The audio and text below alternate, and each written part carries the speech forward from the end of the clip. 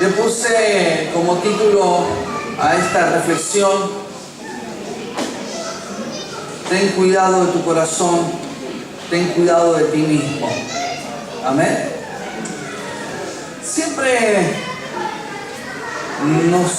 estamos tratando de avanzar en nuestra vida cristiana. Todos nosotros queremos crecer en nuestra vida cristiana, queremos dar frutos, queremos glorificar al Señor a través de nuestras vidas. Deseamos de todo corazón que nuestras vidas sean una bendición para las personas que nos rodean. ¿Cuántos de nosotros queremos ser de bendición? ¿Cuántos lo deseamos? Todos nosotros lo deseamos.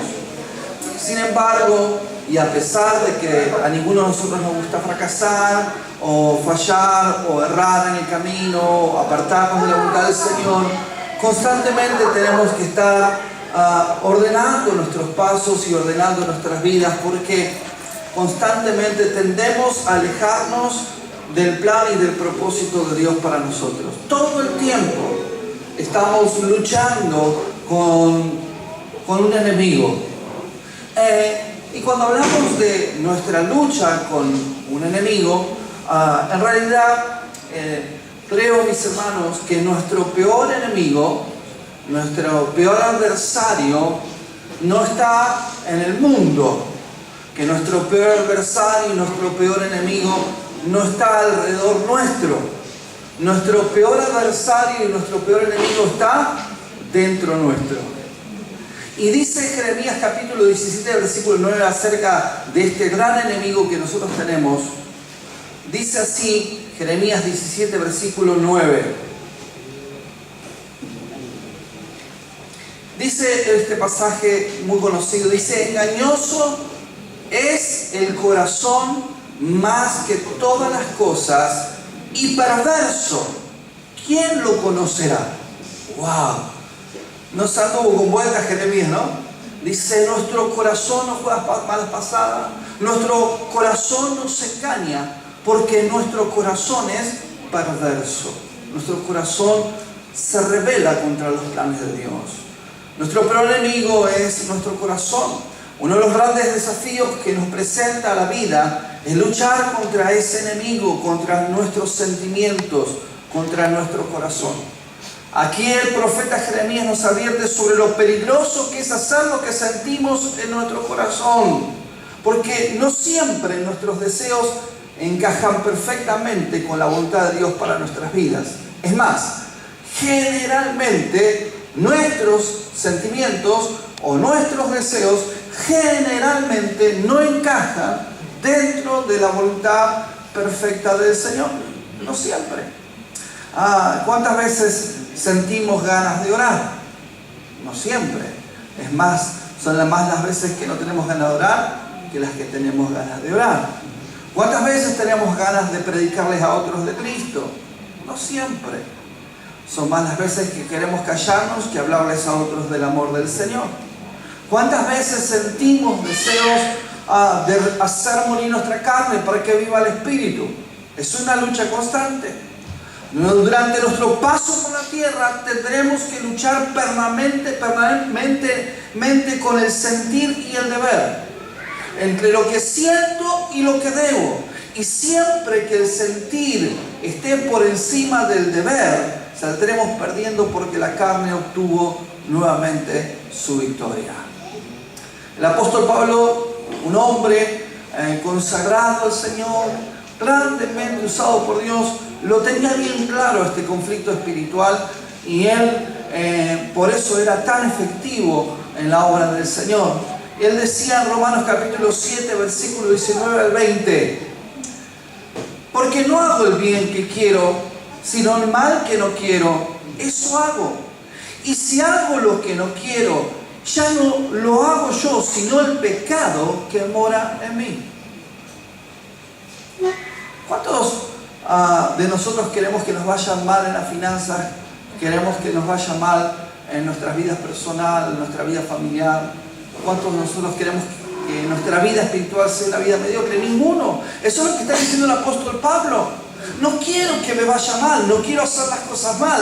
Quisiera vivir una vida victoriosa en todas las áreas de mi vida, pero mi corazón me inspira siempre o me conduce siempre a hacer lo malo. Él describe de una forma muy clara que cada vez que nosotros hacemos lo que sentimos, que claramente se contradiga con lo que Dios quiere, estamos entonces pecando. A nadie que cometa pecado, nadie que cometa el pecado, nadie que viva conforme a sus sentimientos, nadie que viva conforme a sus emociones podrá escaparse de las consecuencias del mismo. El abandono de tu responsabilidad de padre, porque no sentís el deseo de cuidar a tus hijos, de estar con ellos, de ocuparte en tiempo de salud, de enfermedad, de educarlos, de formarlos, traerá consecuencias graves sobre tu vida por el resto de tu vida.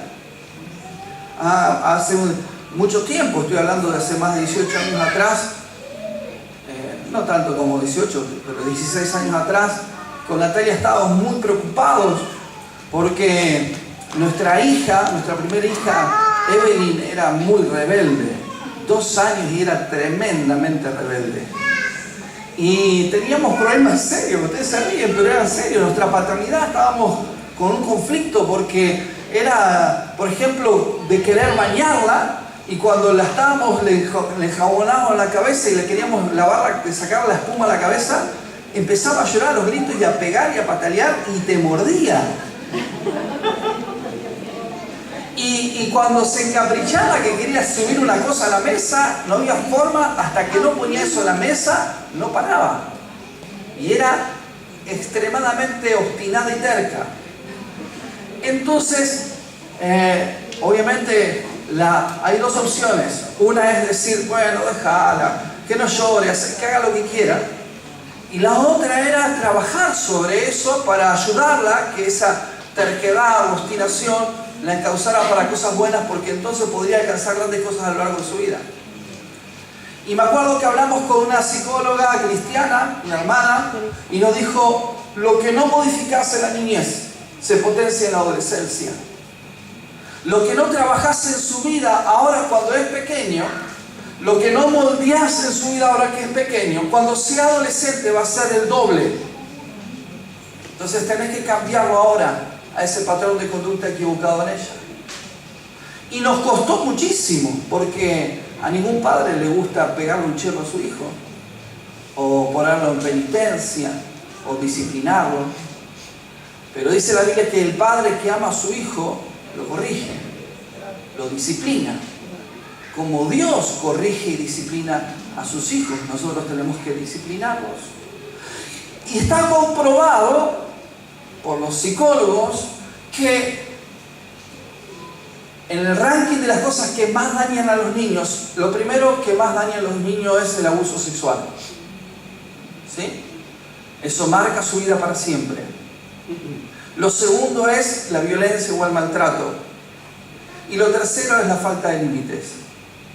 Porque la falta de límites es una clara expresión de falta de amor.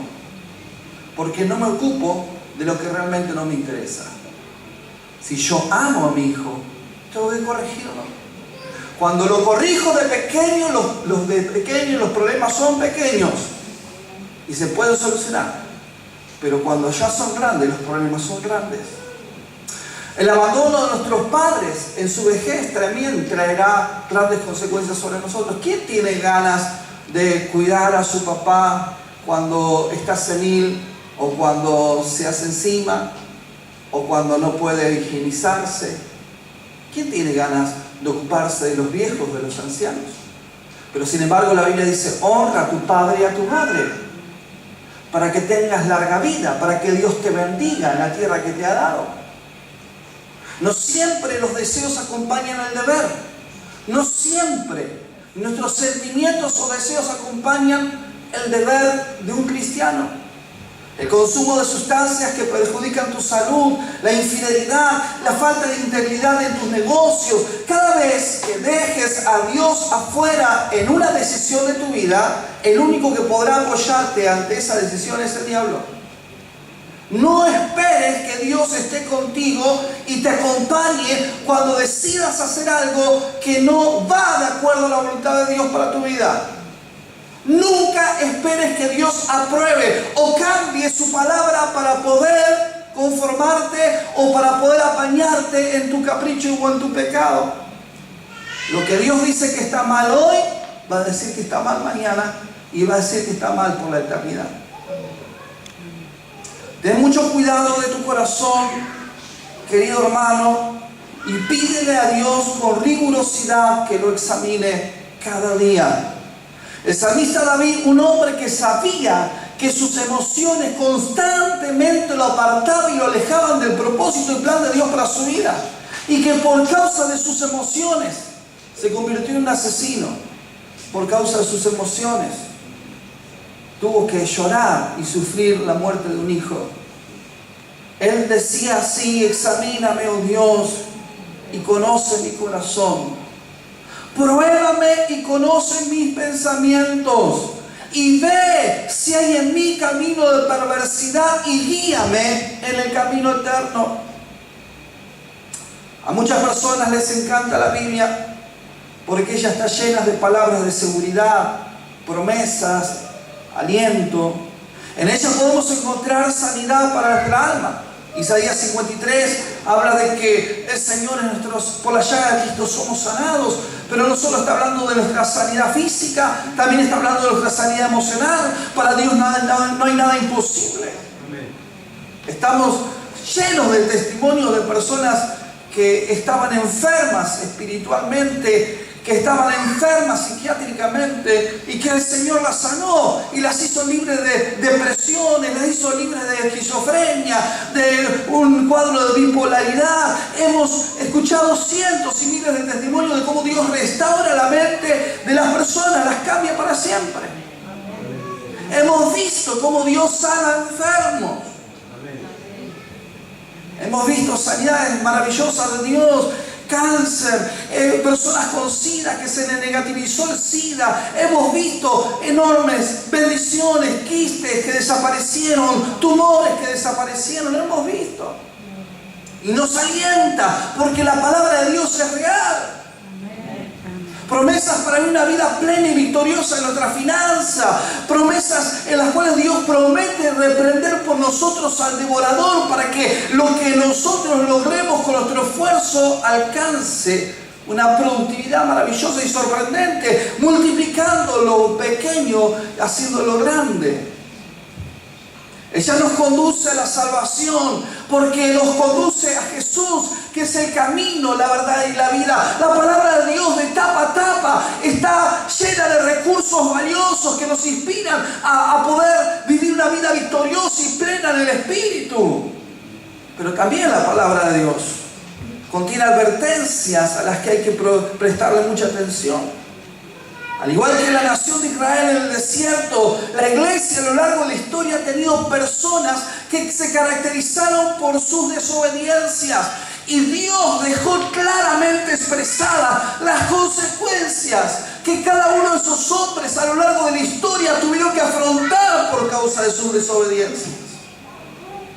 David tuvo que convertirse en un padre que tuvo que sufrir la muerte de varios de sus hijos por causa de su desobediencia.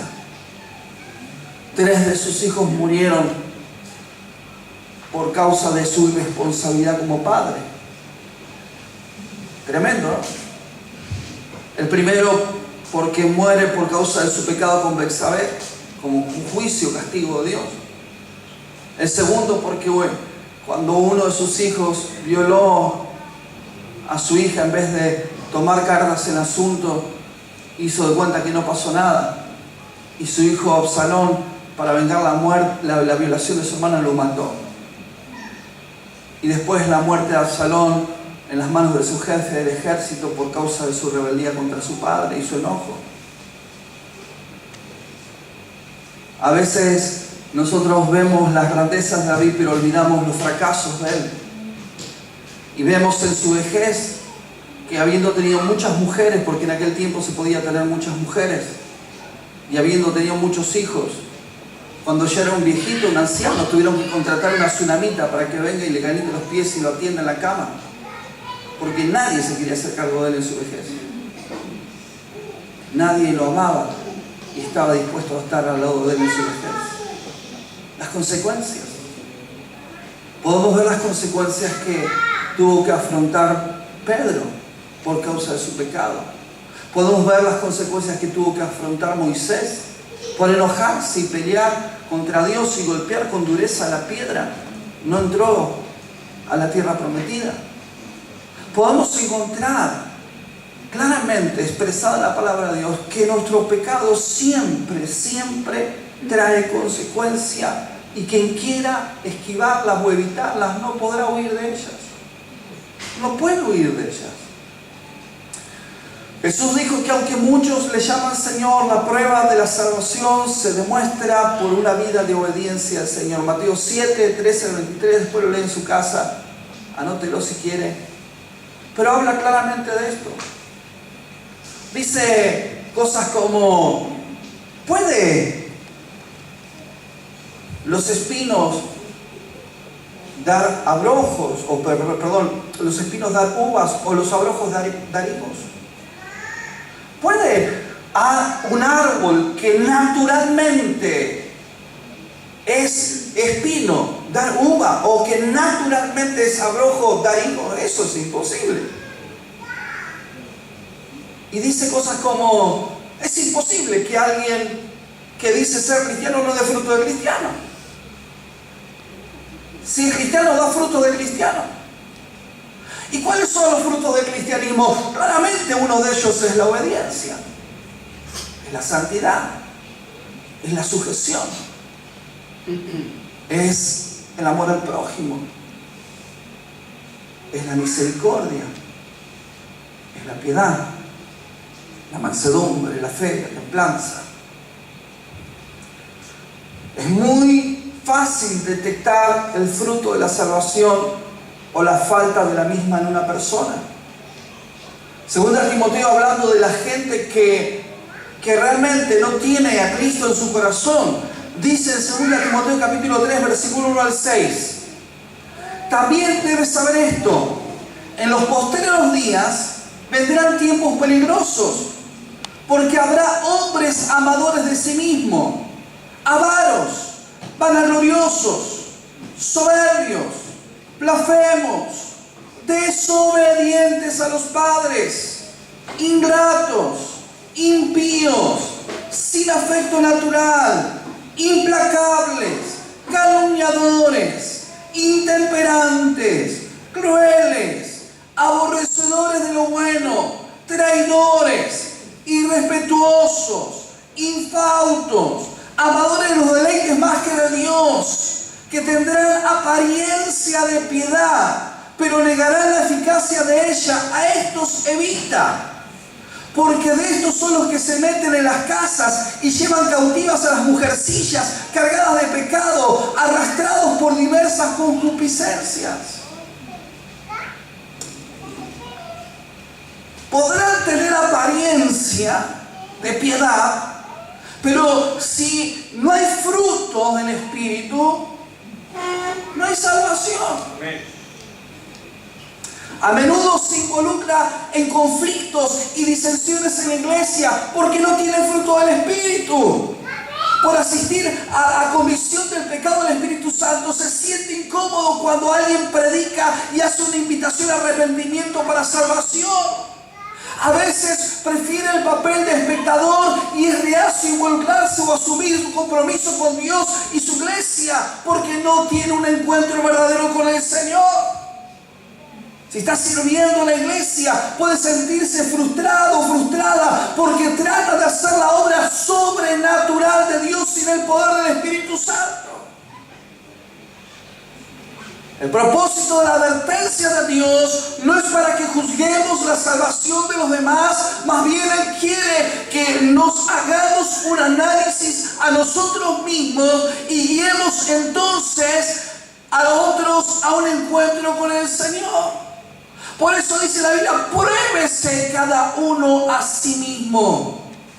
Examínese cada uno a sí mismo. Las consecuencias de pecar son eternas, por lo que es importante hacer lo que la Biblia dice. El apóstol Pablo dice en 2 Corintios capítulo 13, versículo 5.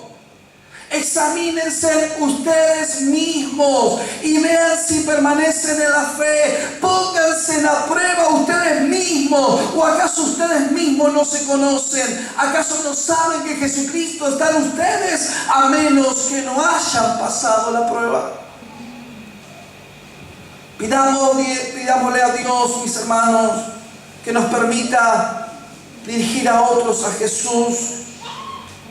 Y que no seamos un tropiezo para los pequeños en la fe. Y que nos ayude a parecernos cada vez más a Cristo. Pidámosle al Señor que trate con nuestras propias concupiscencias.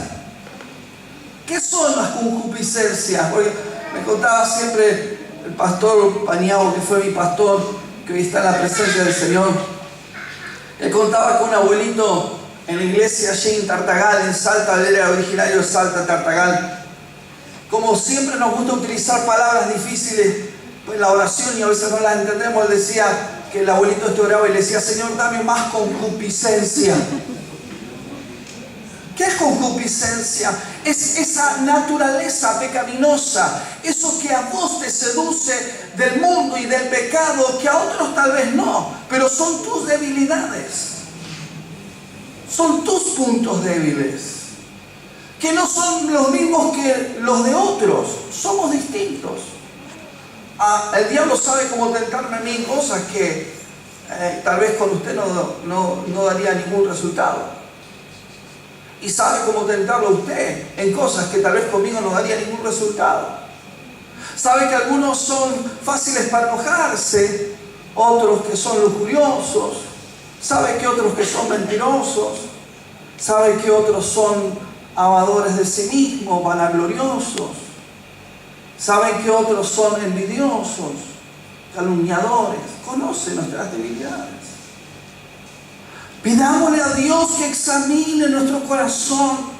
Démosle libertad al Espíritu Santo que nos desnude. Abrámonos con un corazón sincero ante su presencia. Y si vemos que hay camino de perversidad en nosotros, démosle libertad al Señor para que ordene nuestros caminos y nos conduzca al camino que nos conduce a la salvación. Hay caminos, dice la palabra, que al hombre le son agradables, deleitosos, que son apetecibles, que producen satisfacción a la carne, pero su final es final de muerte. ¿De qué te serviría caminar toda tu vida en este mundo creyendo que estás caminando por el camino correcto y encontrarte al final de que estás condenado a la camino sin Cristo? Pero hay caminos, hay un camino que es angosto, que es difícil, que es de obediencia, que es de renuncia, que es de entrega, que es de postergación, que es de hacer lo que tenés que hacer y no lo que sentís ganas de hacer. Pero el final de ese camino hará que todo sacrificio del presente no se compare en nada con la victoria eterna en la presencia del Señor.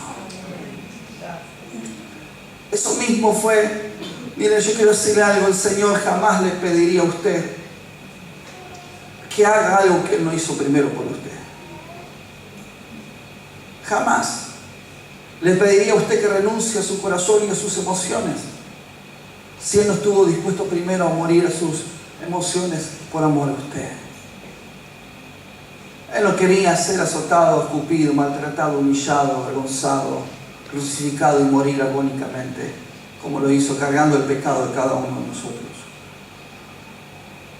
Pero Él dijo: Señor, esto es lo que siento, pero esto es lo que debo. No se haga mi voluntad, sino la tuya. Y dígame si usted no ha sido beneficiado por el deber y no por el deseo de Jesús en la cruz. Siempre que usted decida por el deber, antes porque por el deseo, usted va a ser bendecido. Tal vez ahora no se dé cuenta. Tal vez ahora no aprecie el valor de la obediencia. Pero algún día, cuando vea el fruto de su aflicción como Jesús en la cruz, quedará satisfecho. Cuando vea a sus hijos crecer, que sean buenas personas, porque usted fue fiel al Señor en su rol de padre o de madre, usted va a decir, valió la pena. Cuando usted vea a su familia unida en su vejez, la mesa compartida junto a sus hijos, porque él supo guardar la unidad de su hogar, de su familia, a pesar de las diferencias, usted va a decir, valió la pena. Dice la Biblia, acuérdate de tu Creador en los días de tu juventud. ¿Por qué en los días de tu juventud? Porque es en los días en los cuales las pasiones están a flor de piel. El corazón es más engañoso que nunca. Cuando ya somos más viejos, como que el corazón lo tenemos un poquito más domado. Porque las hormonas, porque las ideas locas ya las hemos enterrado a veces, ¿no? Pero dice, cuando llegues a viejo, si no pones tu corazón y tus emociones bajo la obediencia del Señor, dirás a tus días, qué saname, qué mal que viví la vida. Pero ya será tarde, no habrá tiempo de volver atrás. Para que cuando llegues a viejo nos digas, no tengo de esos días contentamiento, alegría, felicidad. A pesar de que hice lo que quise, nunca fui feliz. ¿Cuántos artistas, cuántas estrellas del rock terminan haciendo todo lo que quieren? Todo. Sexualmente, drogas, descontrol, fama, todo. Pero en un determinado momento de su vida deciden quitarse la vida con un tiro o una sobredosis de droga o de alcohol. ¿Cuántos? Porque haciendo lo que sientes no está garantizada la felicidad, sino todo lo contrario, un dolor que nunca acaba. Por eso, querido hermano, dice, engañoso es el corazón más que todas las cosas y perverso, ¿quién lo conocerá? Tomemos el consejo del salmista y dice, examíname, oh Dios, conoce mi corazón y pruébame, conoce mis pensamientos y ve si hay en mí camino de perversidad y guíame en el camino eterno. Quiero repetirte esta frase porque quiero que la guardes en tu corazón y que la retengas en tu memoria. Cada vez que dejes a Dios afuera en la decisión de tu vida, el único que podrá apoyarte y estar de tu lado es el diablo. Quien te apoye en tu pecado no viene de parte de Dios. Quien te apoye en tu maldad no viene de parte de Dios. El diablo es el único que puede apoyarte en tu pecado. Amén. Vamos a cerrar nuestros ojos. Examíname, oh Dios. Conoce mi corazón. Pruébame, Señor, y conoce mis pensamientos. Y ve si hay en mí camino de perversidad y guíame en el camino eterno. Pruébame, examíname, Señor.